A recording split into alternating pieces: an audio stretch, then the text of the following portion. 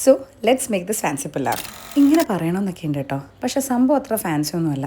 മന്ദൻ്റെ ആകുമ്പോൾ pocket M T ആകുമ്പോൾ ഒക്കെ ഉണ്ടാക്കാൻ പറ്റുന്നൊരു ഈസി റൈസ് റെസിപ്പിയാണിത്. വീട്ടിലുള്ള സാധനങ്ങൾ മാത്രമേ ഉള്ളൂ, എക്സ്ട്രാ ഒന്നും വേണ്ടി വരില്ല. അപ്പം എല്ലാവർക്കും ട്രൈ ചെയ്യാൻ പറ്റും. പോക്കറ്റ് എം ടി ആണെങ്കിൽ വീടിൻ്റെ ഏതെങ്കിലും മൂലയിൽ ഒറ്റപ്പെട്ടിരിക്കുന്ന ഒരു ഇൻഗ്രീഡിയൻ്റ് ആണ് ഇതിൻ്റെ മെയിൻ ഫാക്ടർ.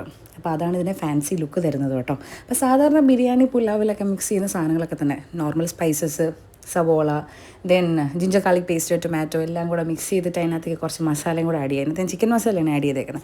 ഇതിലേക്ക് നമ്മുടെ മെയിൻ ക്യാരക്ടർ ബോയിൽ ചെയ്ത് വെച്ചിരിക്കുന്ന കറുത്ത കടലയാണ് നമ്മൾ പിന്നെ ആഡ് ചെയ്യുന്നത്.